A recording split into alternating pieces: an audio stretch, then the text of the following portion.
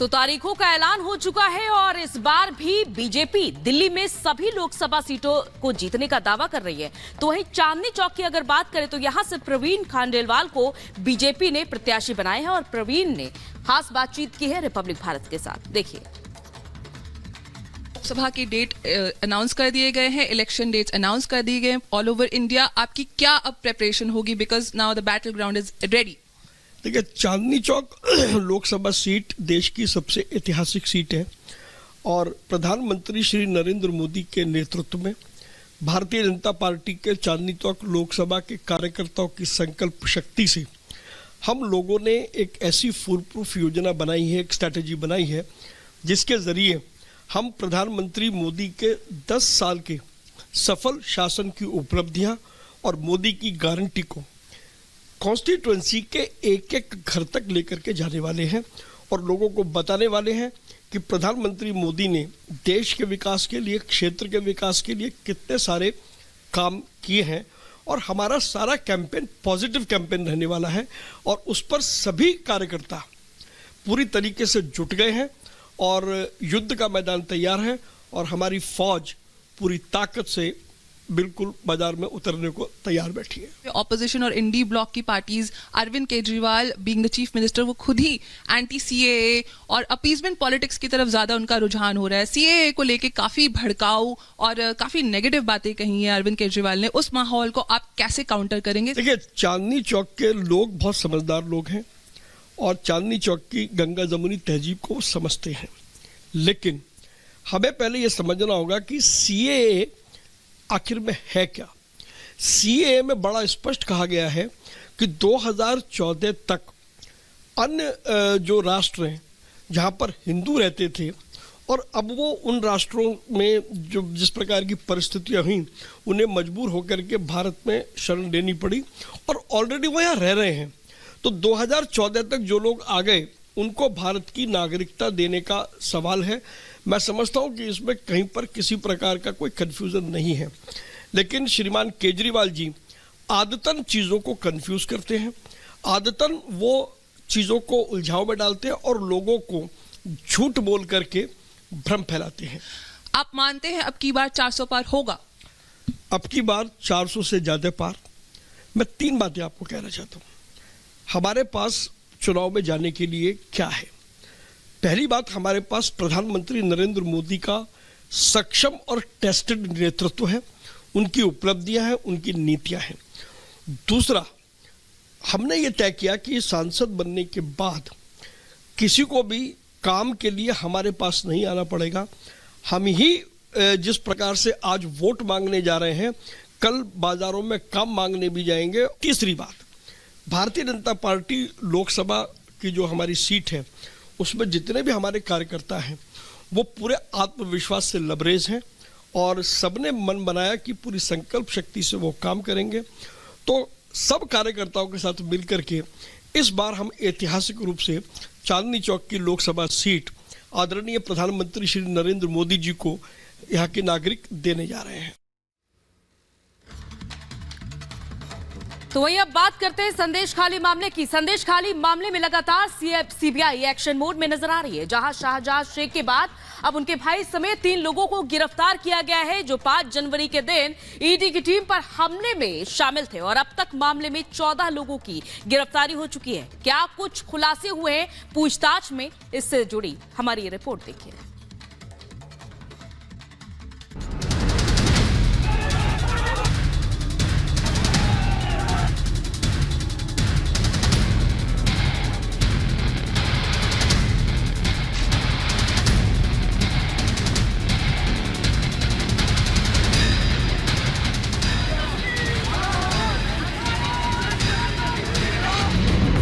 संदेश खाली मामला अब सिर्फ बंगाल तक नहीं रहा, बल्कि देश भर में इसके चर्चे हो रहे हैं। शाहजहां शेख की गिरफ्तारी के बाद भी सीबीआई लगातार एक्शन मोड में है और मामले में लगातार जांच कर रही है।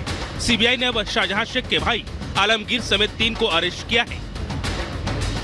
सीबीआई ने जिन 3 लोगों को गिरफ्तार किया है उनमें एक शाहजहां शेख का भाई आलमगीर है, तो दूसरा महफूजर मौला और शीलाजुर मौला है, जिसमें महफूजर मौला टीएमसी यूथ का प्रेसिडेंट है। इन तीनों की गिरफ्तारी के पीछे का कारण ईडी टीम पर हमला है। पश्चिम बंगाल में ईडी की टीम पर हमला करने में ये तीनों शामिल थे, जिन्हें अब सीबीआई की टीम ने गिरफ्तार कर लिया है। आपको बता दें कि शाहजहां शेख के भाई आलमगीर को सीबीआई ने कोलकाता के निजाम पैलेस स्थित अपने ऑफिस में पूरे दिन पूछताछ करने के बाद गिरफ्तार किया है। इतना ही नहीं, ईडी की टीम पर हमले को लेकर अब तक 14 लोगों की गिरफ्तारी हो चुकी है और सभी से पूछताछ की जा रही है। शाहजहां शेख की गिरफ्तारी के बाद से ही सीबीआई ने जांच तेज कर दी है। आरोपियों से पूछताछ करके आगे की जांच की जा रही है।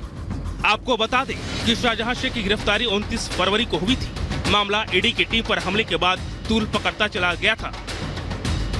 5 जनवरी के दिन ईडी की टीम संदेश खाली पर छापा मारने के लिए जा रही थी, तभी कुछ लोगों ने ईडी की टीम पर हमला कर दिया था, जिसके बाद से ही मामले में एक्शन जारी है। सिर्फ शाहजहां शेख की मुश्किलें नहीं बढ़ी, बल्कि टीएमसी का तनाव भी बढ़ा हुआ है, क्योंकि उनके प्रभावशाली नेता माने जाने वाले शाहजहां शेख को गिरफ्तार किया जा चुका है।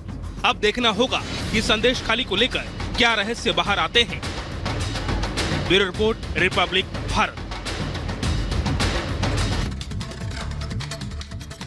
और वहीं पीएम नरेंद्र मोदी आज आंध्र प्रदेश में एक बैठक को संबोधित करेंगे और इस दौरान टीडीपी प्रमुख चंद्रबाबू नायडू तो वहीं जनसेना प्रमुख पवन कल्याण भी इस बैठक में शामिल होने वाले हैं। देखिए 1 मिनट में पूरी रिपोर्ट। प्रधानमंत्री नरेंद्र मोदी आज आंध्र प्रदेश के दौरे पर रहेंगे और पालनाडु जिले में एनडीए की चुनावी बैठक में शामिल होंगे। बैठक में एनडीए गठबंधन में शामिल तेलुगु देशम पार्टी के सुप्रीमो एन चंद्रबाबू नायडू और जनसेना प्रमुख पवन कल्याण भी शामिल होंगे। 2024 लोकसभा चुनाव के लिए आंध्र प्रदेश में एनडीए की यह चुनावी बैठक होगी। लंबे समय बाद पीएम मोदी, चंद्रबाबू नायडू और पवन कल्याण चुनाव मंच पर एक साथ नजर आएंगे। बैठक में पूर्ण संयुक्त चुनाव घोषणा पत्र जारी करने की पूरी संभावना है। तीनों दल 6 साल बाद फिर से एक साथ चुनाव लड़ेंगे और साझेदारों के बीच सीट बंटवारे पर सहमति बन गई है। एनडीए में शामिल होने से पहले टीडीपी और जनसेना ने 6 वादों के साथ एक मिनी घोषणा पत्र भी घोषित किया था। टीडीपी जनसेना पार्टी बीजेपी गठबंधन बनने के मुख्यमंत्री जगन मोहन रेड्डी ने टीडीपी जेएसपी बीजेपी गठबंधन बनने के मुख्यमंत्री जगन मोहन रेड्डी ने गठबंधन के आधार पर ही सवाल उठाया था और केंद्र सरकार पर किसी भी वादे को पूरा नहीं करने का आरोप लगाया। तो वहीं दिल्ली शराब घोटाला मामले से जुड़े मनी लॉन्ड्रिंग के मामले में गिरफ्तार बीआरएस नेता के कविता की मुश्किलें अब बढ़ती जा रही है। दिल्ली की राउज एवेन्यू कोर्ट ने के कविता को 7 दिन की ईडी रिमांड पर भेजा है और बीआरएस नेता पर करोड़ों रुपए के लेन देन का आरोप है। देखिए रिपोर्ट।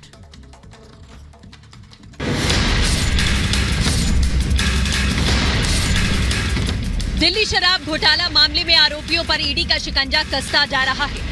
शराब घोटाले से जुड़े मनी लॉन्ड्रिंग के मामले में ईडी ने बीआरएस नेता के कविता को गिरफ्तार कर लिया है। बीआरएस नेता के कविता की गिरफ्तारी के बाद दिल्ली की राउज एवेन्यू कोर्ट में पेश किया गया था, जहां से कोर्ट ने उन्हें 23 मार्च तक के लिए ईडी की हिरासत में भेज दिया है।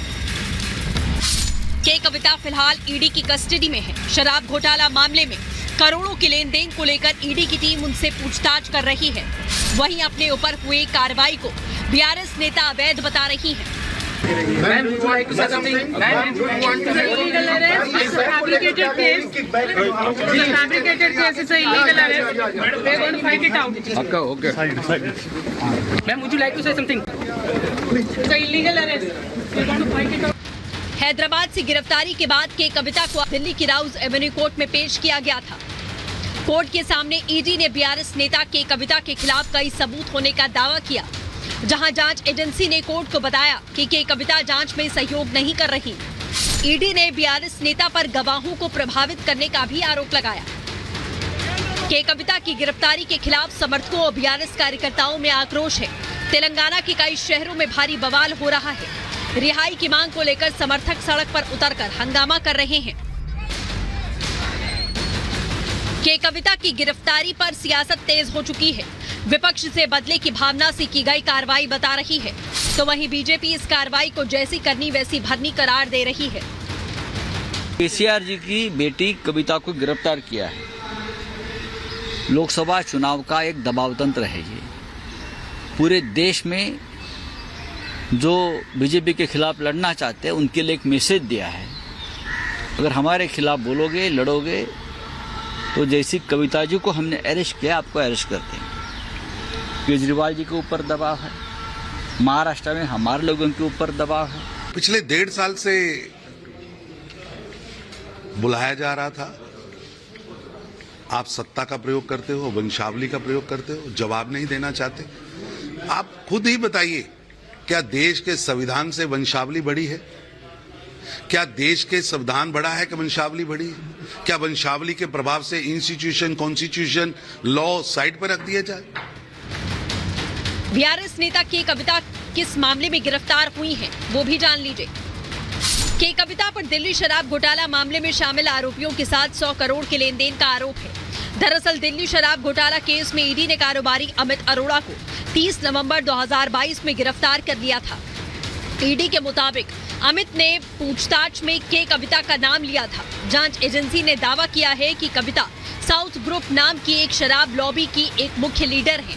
उन्होंने विजय नायर के माध्यम से दिल्ली में आप सरकार के नेताओं को 100 करोड़ रुपए का भुगतान किया था।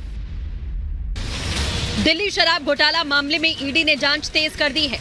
आप नेता मनीष सिसोदिया, सत्येंद्र जैन, संजय सिंह समेत कई आरोपी जेल में बंद हैं। केजरीवाल को ईडी समन पर समन जारी कर रही है, लेकिन केजरीवाल पेश होने को तैयार नहीं। अब देखना दिलचस्प होगा कि आने वाले दिनों में ईडी और क्या एक्शन लेती है। Bureau report, Republic Bharat.